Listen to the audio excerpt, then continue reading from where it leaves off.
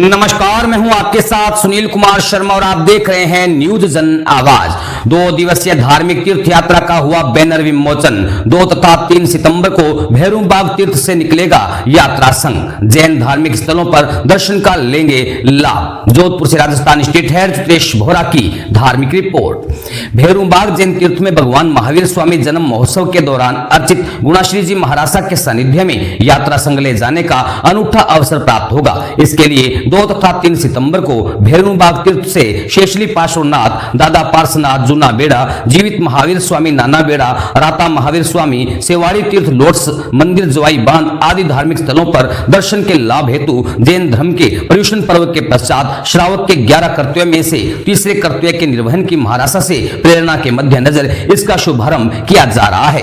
Banner के विमोचन के समय श्री भैरूबाग स्थित तीर्थ के अध्यक्ष गणेश भंडारी, सचिव जगदीश गांधी, यात्रा संयोजक शांतिचंद सालेचा, आवास प्रमुख वीरेंद्र कुमार सिंघवी, कोष प्रमुख सुपार्श्वराज भंसाली, भोजन प्रमुख गौतम सिंघवी, महेंद्र बोहरा, धार्मिक कार्यक्रम प्रमुख प्रोफेसर मांगीलाल वडेरा, बस प्रमुख हेमंत लोढ़ा एवं राजेंद्र मेहता तथा अनेक श्रावकगण उपस्थित रहे।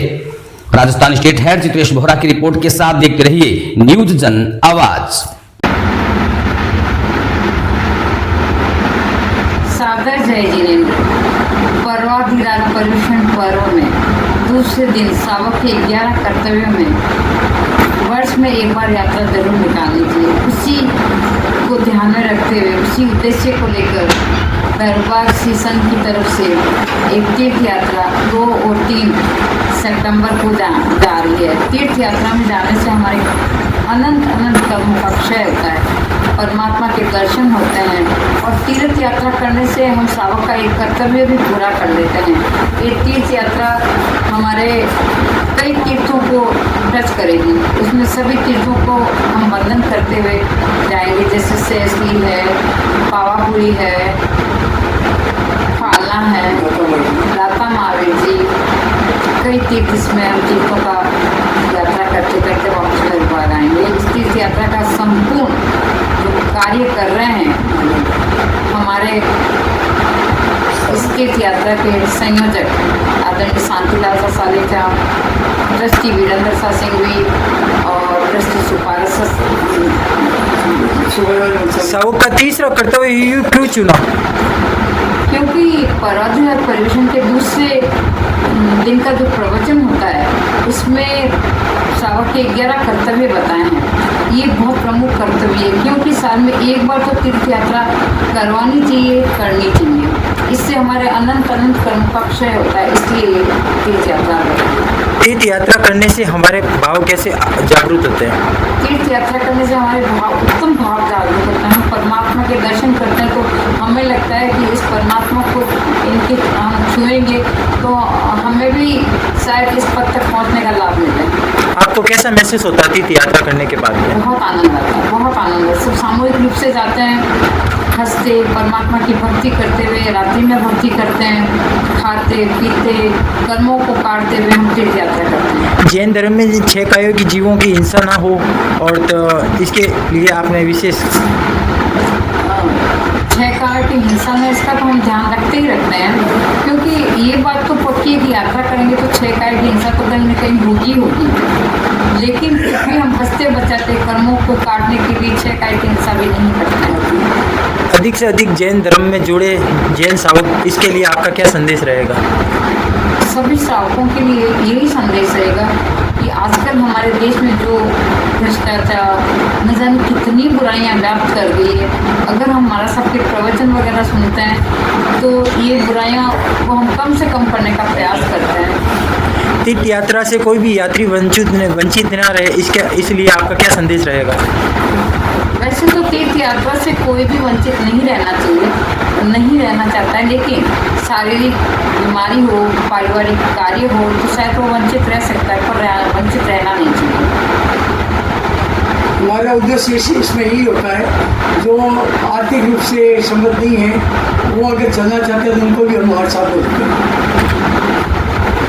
जो तीर्थ यात्रा में जो ये आपने मामूली शुल्क रखा है इसमें आप स्वामी विवेकानंद भक्ति भी रखोगे और भक्ति भावना भी कराओगे, इसका उद्देश्य बताइए। इसका उद्देश्य ये है कि ये जो टोकन हमने लिया है इनसे, बाकी तीर्थ यात्रा में कई ऐसे भामाशाह महानुभव होते हैं जो अपनी तरफ से जैसे नौकाशी करा दिया, अपनी तरफ से खाना करा दिया, अपनी तरफ से प्रभावना दे दी, तो इस वजह से इस नॉमिनल स्वरूप में भी हमारा काम हो सकता है। इसमें कितने भामाशाह हुए शामिल? अभी तक मुख्य भामाशाह है सालेचा, इन्होंने कहा है मैं किसी को दूंगा, मैं मेरी तरफ से सहयोग राशि के अलावा सहयोग राशि के अलावा जो खर्च चलेगा उसके अलावा। आपका परिचय? मैं मंजू सिंघली, एंकर, और मेरा एजुकेशन है BSc LLB DCLM। संयोजक शांतिचंद सालेचा, कोष प्रमुख हमारे सुपार जी भंसाली जो भैरूबाग तीर्थ के ट्रस्टी हैं, और हमारे आवास प्रमुख जो है वीरेंद्र जी सिंघवी, आप भी भैरूबाग तीर्थ के ट्रस्टी हैं। और इसके बाद में हमारे बस प्रमुख जो है वो अपने हेमंत जी लोढ़ा और सब बस प्रमुख राजेंद्र जी मेहता रहेंगे। और इसके जो मुख्य लाभार्थी है वो शांतिचंद सालेचा रहेंगे। और इसका जो शुल्क है वो हमने 2100 रुपये मात्र लिया है। कितने तीर्थ की यात्रा होगी? ये 2 दिन में करीब 9 से 10 तीर्थ की यात्रा रहेगी। समय हमारा सवेरे 6 बजे भैरूबाग से प्रस्थान होगा और रात्रि में विश्राम जो है शेषली पाटना तीर्थ जो नव निर्मित हुआ है वहाँ पर रहेगा। और वो भी बहुत आधुनिक धर्मशाला है, बहुत ही सुंदर मंदिर है। और सेकंड डे हमारी विजिट अपने बाकी तीर्थों के दर्शन करेंगे, साधु भगवंतों के दर्शन करेंगे और शाम को 7 बजे रवाना होकर रात्रि 10 बजे हमारा जोधपुर भैरूबाग तीर्थ पर ही पहुँचने का प्रोग्राम है। एकादशी के लिए क्या व्यवस्था रखी गई है? एकादशी के लिए हम जहाँ पर चौमासा चल रहा है वहाँ साधु महाराज के दर्शन करेंगे, साधु संतों के, वहीं पर वहाँ उनको एकादशी करवाया जाएगा। आपका परिचय? शांतिचंद सालेचा, भैरूबाग तीर्थ ट्रस्टी सरदार। पर्युषण का अत्यधिक महत्व है। 8 दिन श्रावक जिनवाणी सुनते हैं और अपनी आत्मा की शुद्धि के लिए त्याग तपस्या करते हैं और उसको और सुदृढ़ करने के लिए ये 2 दिवसीय यात्रा भैरूबाग तीर्थ से रवाना की जा रही है। और ये तीर्थ यात्रा 2 सितंबर और 3 सितंबर 2 दिन के लिए रहेगी। तीर्थ यात्रा का शुभारंभ भैरूबाग तीर्थ से, आगे पाली में सुशील वाटिका, वहाँ दर्शन और नाश्ता रहेगा। इसके बाद में लुधियाना में आचार्य श्री चिदानंद जी महाराज साहब के दर्शन और लंच वहाँ पर रहेगा। इसके बाद लाडनू जाएंगे, वहाँ धर्म विजय जी महाराज साहब से वाक्षेप और दर्शन रहेगा। और इसके पश्चात नाना बेड़ा और जूना बेड़ा, जहाँ 108 दादा पार्श्वनाथ तथा जीवित महावीर स्वामी के दर्शन करेंगे।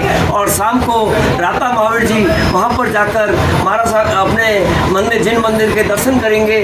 बहुत ही प्राचीन तीर्थ है। और इसके पश्चात रात्रि में शेषली पार्श्वधाम, वहाँ पर विश्राम रहेगा। शेषली पार्श्वनाथ तीर्थ जो है वो बहुत ही शानदार तीर्थ बना है और ये करीब 18 करोड़ की लागत से बनाया गया है। और इसमें उड़ीसा के कारीगरों द्वारा उत्कृष्ट शैली से ये मंदिर बनाया गया है। वहाँ पर रात्रि विश्राम तथा सवेरे सेवा पूजा रहेगी और नाश्ता करेंगे। वहाँ से शिवाड़ी तीर्थ के लिए रवाना होंगे, वहाँ प्रेमा जी महाराज साहब के दर्शन होंगे और उनका व्याख्यान और मांगलिक सुनेंगे। इसके बाद लंच भी वहीं रहेगा। तत्पश्चात हम जवाई बांध का भ्रमण करेंगे, वहाँ से लोटस मंदिर के दर्शन करेंगे और लोटस मंदिर के दर्शन के बाद हम बिरामी ढाणी जाएंगे शाम को, वहाँ पर दर्शन और भोजन होगा। और शाम को 7 बजे वहाँ से प्रस्थान कर रात्रि 10 बजे करीब जोधपुर पहुँचेंगे। ये हमारी 2 दिवसीय यात्रा रहेगी। यात्रा जिन शासन देव की है। यात्रा का मुख्य अतिथि कौन रहेगा? यात्रा का जो मुख्य लाभार्थी है, मुख्य अतिथि तो अभी हमने तय नहीं किया है, अभी 1 दिन में बाद में कर देंगे। ऐसे रखने का विचार भी नहीं है। मुख्य संयोजक शांतिचंद शांतिसा सालेचा, शांतिसा सालेचा, और किस अलावा जो है कौन सा संभालते हैं? सुभाष राज बंसाली और आवास व्यवस्था वीरेंद्र कुमार सिंह भी लाभार्थी बोल रहे हैं।